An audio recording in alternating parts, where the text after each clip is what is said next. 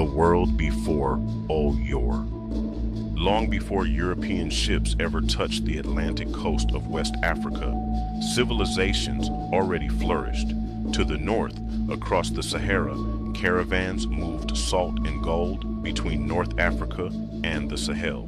Empires rose and fell, but further south, below the Sahel, another world existed. A greener world, a land of forests and savannas, a region of red earth and iron. Here lived the people we now call the Yoruba. They were not isolated tribes. They were urban, organized, skilled. They built towns surrounded by walls.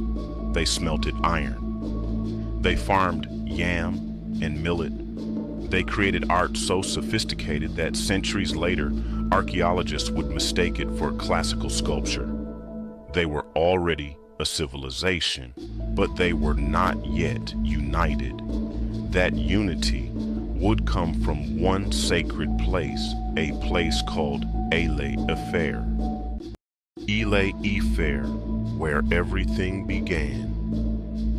In Yoruba memory, history begins at Alaafin, the spiritual heart of the people.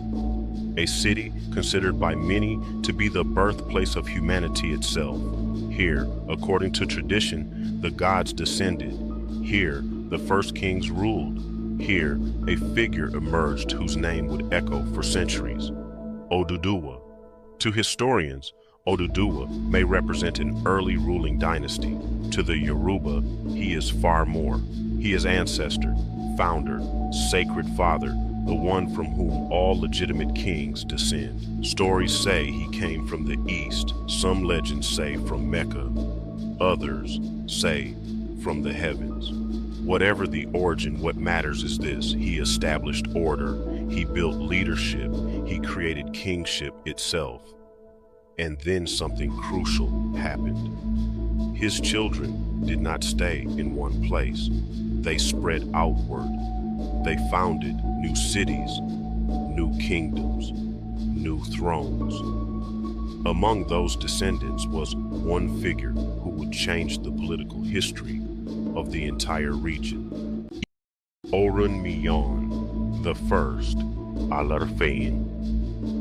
Ọranyan, warrior, traveler, founder. While Alaafin lay in the forest belt, Ọranyan looked northward.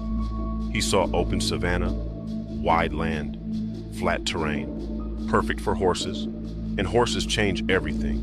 Most forest kingdoms relied on infantry, but cavalry meant speed, it meant shock, it meant domination. So Ọranyan founded a new city, Oyo Old Oyo. Here, the first Alaafin ruled, and the title itself meant something powerful, not just king, but owner of the palace, the supreme authority.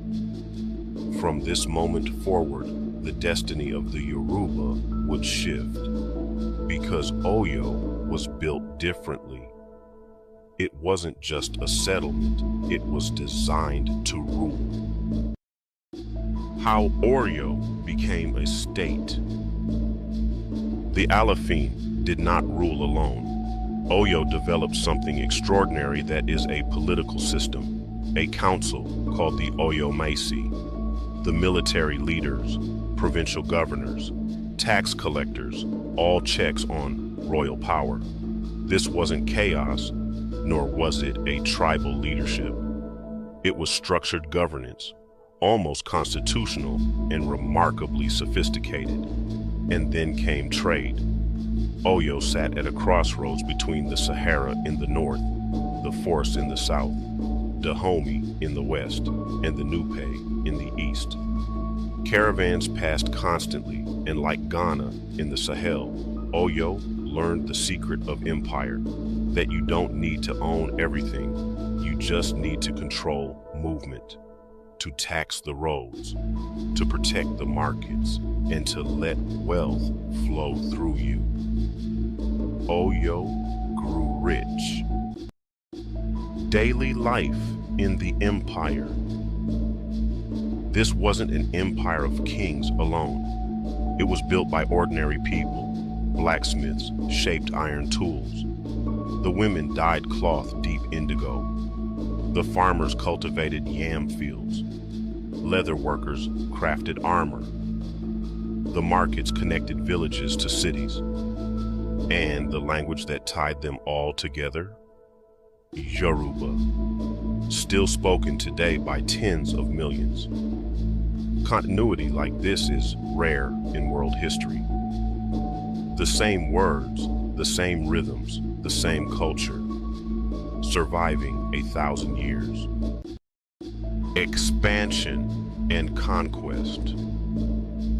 Generations later, one king pushed Oyo beyond survival into dominance. He was one of the warrior kings, Alaafins, who refused to stay small. Among them was the one known as Ajagbo. Under Ajagbo, Oyo expanded dramatically. His armies on horseback moved fast. They conquered neighbors. They demanded tributes which started pouring in. They secured trade routes and built provincial governors. Oyo became not just a city, but an empire.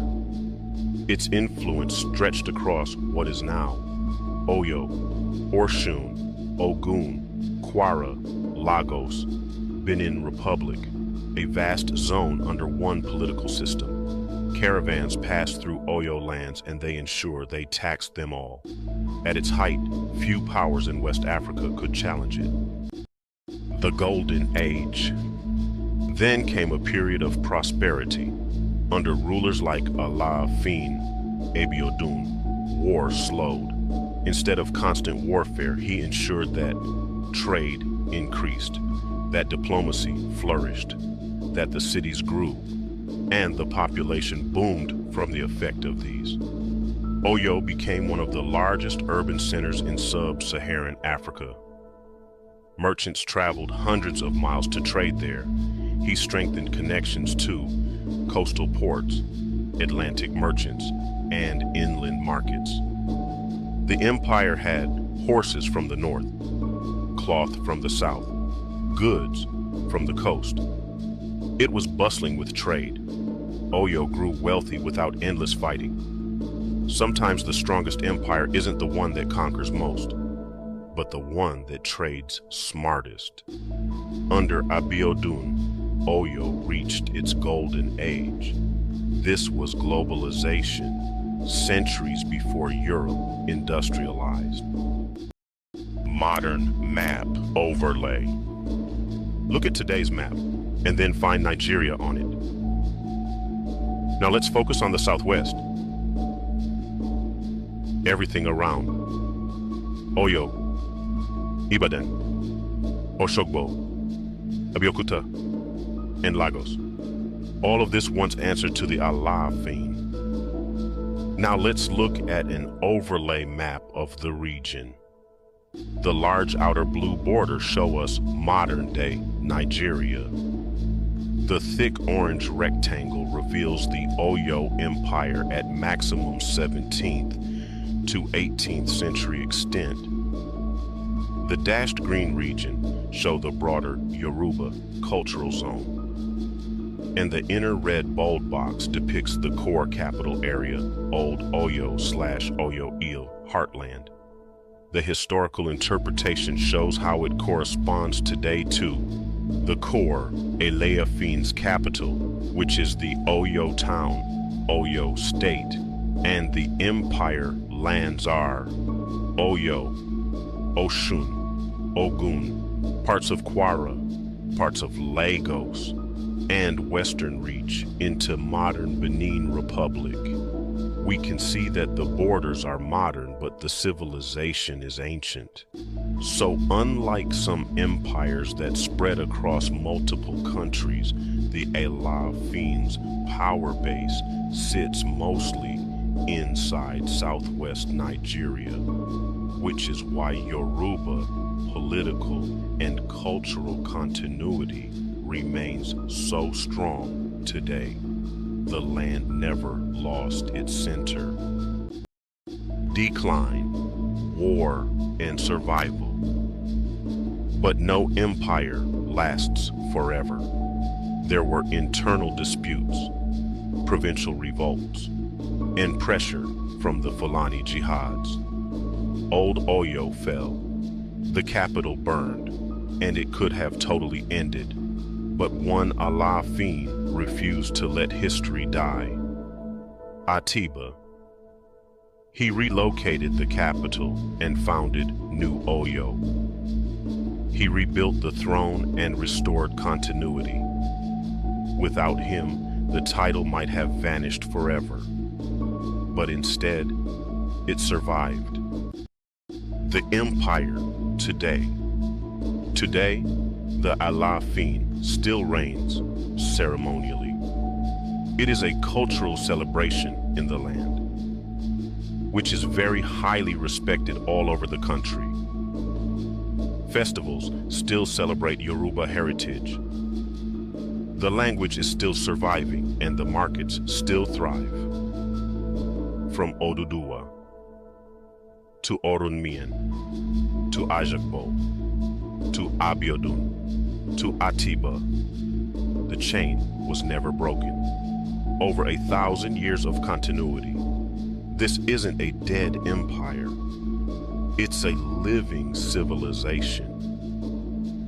Few civilizations on Earth can claim that. In closing, when people say Africa had no history before colonization, they're wrong. Before the British, before there was Nigeria, and before modern borders, there was Oyo. The Alaafins reigned with their own style of governance. There was trade, architecture, art, an empire, and above all, continuity. Remember the name? Alaafin, the king whose palace outlived centuries, the ruler whose city never died.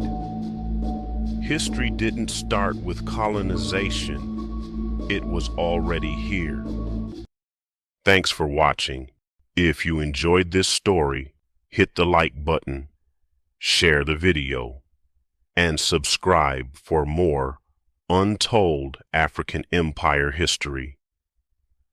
Until the next video, remember, history is bigger than the stories we are usually told.